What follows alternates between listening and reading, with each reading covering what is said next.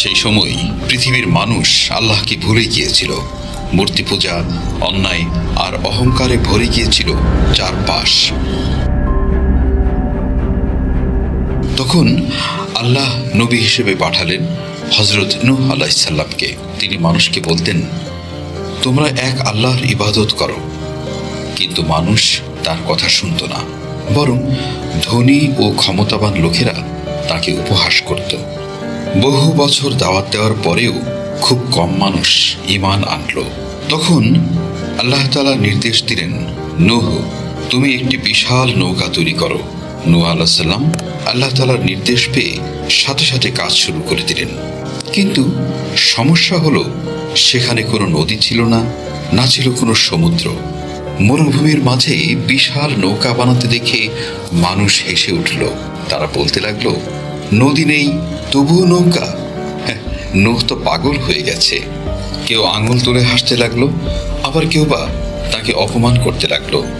কিন্তু নূহ আলাইহিস সালাম কারো কথায় কান দিলেন না, কারণ তিনি জানতেন আল্লাহর প্রতিশ্রুতি কখনো মিথ্যে হয় না। দিন কেটে গেল, মাস কেটে গেল, তবু নূহ আলাইহিস সালাম থামলেন না।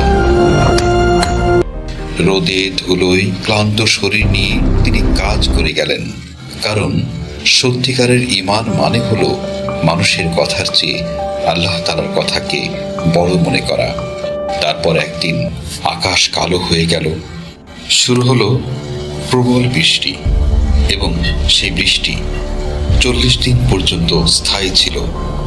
মাটি থেকেও পানি বের হতে লাগলো, চারিদিকে থই থই করছে পানি আর পানি। শুরু হলো মহাপ্লাবন। মানুষ তখন ভয় পেয়ে গেল, কিন্তু তখন আর সময় ছিল না। নূহ আলাইহিস সালামের নৌকায় যারা উঠেছিল শুধুমাত্র তারাই রক্ষা পেল। বন্ধুরা, এই গল্প শুধু অতীতের নয়, এটি আমাদের জীবনের জন্য অনেক অনেক বড় একটি শিক্ষা।